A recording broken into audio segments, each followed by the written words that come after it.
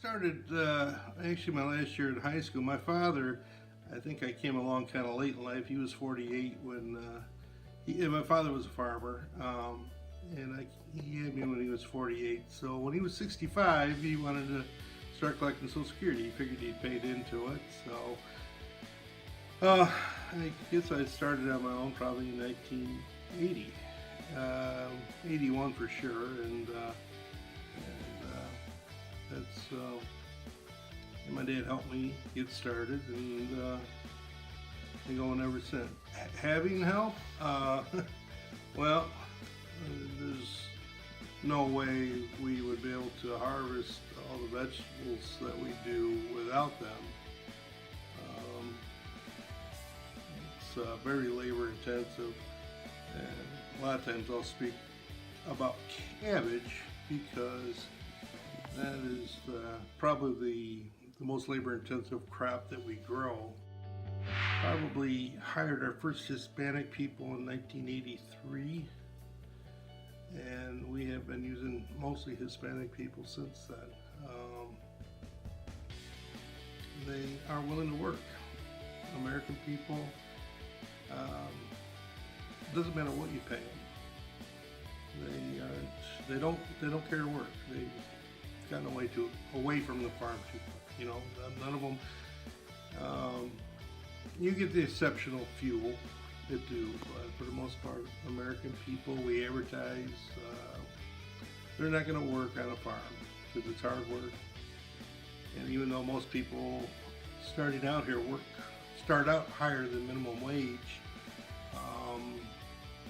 when they're cutting cabbage, they get paid piece work, and a lot of those people will make, $20 to $30 an hour.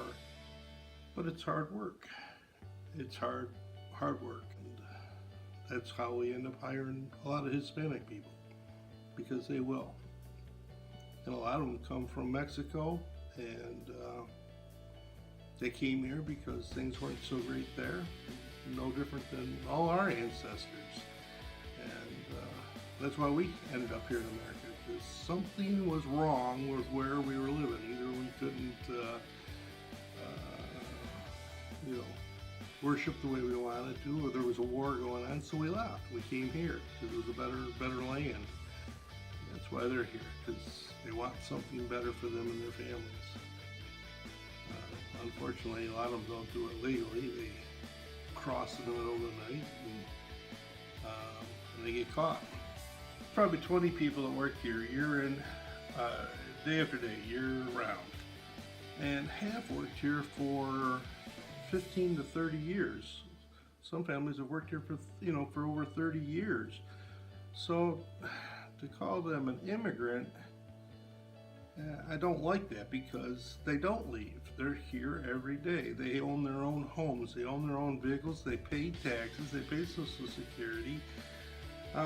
They're not moving where the work is. That's what an immigrant does. An immigrant will start in Florida and work up to New York and work their way back down again. These people don't. They work here exclusively year-round. With that being said, we do have H-2A program, which is a government program that we utilize because we cannot get enough people to work here. It's a legal means for us to get people to work here. We advertise here in the States.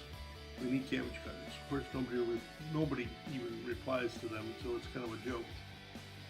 So we bus people up or fly them up from Mexico, give them a place to live. I believe they make $11.78 an hour starting out here, and they work for us for whatever period of time that we contract them for. So usually until harvest end, which is hopefully around Thanksgiving time, first part of December, and then we fly them back home. In the meantime, the money that they earn here, they wire back home, to their relatives for their own personal use at home. But they're great people. It is so refreshing to work with people that want to work. It really is refreshing, without all the drama that goes on. They're great people. So those people, the H-2A people, I would call that, if you want to call them an immigrant, that's what I would call it, an immigrant. Somebody that actually follows the flow of work. When you work with people side by side for 30 years, they become family. Um, I've gone to their weddings, I've gone to their graduations, and I've gone to their funerals. And you can't help but get close to them. You celebrate with them, and you grieve with them, you know? Yeah, they're more than friends, they're more than employees, they're family, you know? And it frustrates you to lose them through, because their paperwork isn't totally in order. You know, they've been here for 25 years, their kids have gone to school here, and something's wrong with their paperwork. They didn't dot an I or cross a T back 30 years ago, and they're in fear of being sent back and having to go through the whole process again, or maybe not even at all. You know, you can't help but get close to your employees when you work side by side with them for that long. You know, yeah. After 9/11, you know, there was a lot of added money for security, and Border Patrol is one of them. And that's what they do. They have, years ago we used to have a lot of migrant help. It's called migrant help, but people stop in looking for work that we could hire off the streets, you know, temporarily. But their paperwork wasn't in order. They were here illegally, and they've all been picked up, or a good share of them are. You know, they just aren't here anymore. Most of the people that are here now are here legally. If they're not, they're probably in fear of being sent back at any time, you know, a mile and a half down the road, and they sit there all day long looking out for the waters for Al Qaeda or whoever, you know. I'm not whoever they're looking for. But we built a big prison right there in Batavia just for people who are here illegally, you know, and that's where they're detained.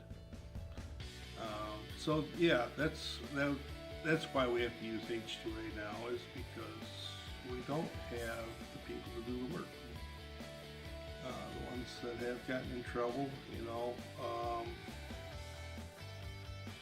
whether it be a traffic stop, whether they actually did a real crime, they've all been sent back, and are finding it harder to get back over here again to work.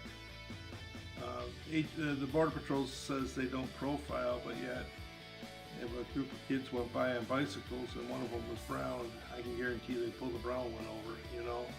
There's all kinds of stories where they wait outside the Catholic Church in Brockport for it to let out, and then they'll sit in the Walmart parking lot. They're not supposed to do that anymore. That's what I've been told. They're not supposed to sit there and wait for them. That they actually have to wait for a crime to be committed, you know, to deport somebody, or actually find their paperwork not in order. But I believe it still goes on. You know, all of us are here because we left another country, because we wanted something better for us and our family. How do you determine when enough is enough? I don't know. I'm not that smart. Do I think there's room for people in this country? I do. But I'm sort of prejudiced because I work with these people side by side, you know. Maybe if I didn't work with them, I wouldn't feel as close to them as I do. He wants to build a wall. Security reasons. Well, maybe that's not all bad. Maybe good walls make good neighbors. I don't know. We get along pretty good with Canada without a wall, but they're not trying to get in here unite either. I don't know. So they've already cleaned out just about everybody that's not here legally already. I don't know how much more they can do, you know. I don't think it's going to bother us anymore. Like I said, there's hardly anybody that stops here looking for work anymore. That's why we have to hire outside this country. Nobody works on farms anymore. You get the parent that wants their kid to know what it's like to work hard, but farms are kind of different than that now. You don't put up hay like they did up in the mow and things like that. We still do pick rocks though. They're still done by hand, most of them. So I suppose we do have a little work for kids who want to work. But those are few and far between too, Most kids are busy today. Most kids are, sports takes up all their time, or if they're not in sports, when they think of a job, it's probably flipping burgers in McDonald's. It's probably not working in a farm. And, I don't know if you ever bring those days back. If you had to go through all the hoops that I got to jump through H2A, or did he just have them bring them over? I don't know. Is it hypocritical? I don't know. Know that we've changed in this country a whole lot, and it shows our work ethics are not what they used to be in the 60s and the 70s. We used to build great things. We built great cities, and people complain that all the jobs have been shipped overseas because I would say we're afraid to get off our dead centers. We've lost how it is to work. If you watch somebody who wants to work and compare them to what you see, there's no comparison. It is, people forgot how to work in this country. Or you hear that job is beneath me, or I'm overqualified. We're going to get run over by the rest of the world someday because we've forgotten how to work. And someday we'll wake up and say, geez, what happened? We feel entitled. We feel that life owes us a living. And if I don't have a job, somebody better make sure I got money to buy groceries. It's not like it used to be. Before there was welfare, we had families. When somebody got old or somebody fell on hard times, the family picked up the pieces. And they took care of them until they got back on their feet and got a job. Or if you got older, you didn't send them to a nursing home, you took care of the old. They were revered. Today, it's not the way. Nobody's got time to take care of somebody old. Nobody's got time to take care of your family. And let's face it, the families aren't what they used to be. There isn't a mother and a father in a lot of these people's lives. But one thing I know is work has definitely suffered. We don't know how to work like we used to. And we don't take pride in our work. And these other countries are going to run us over someday.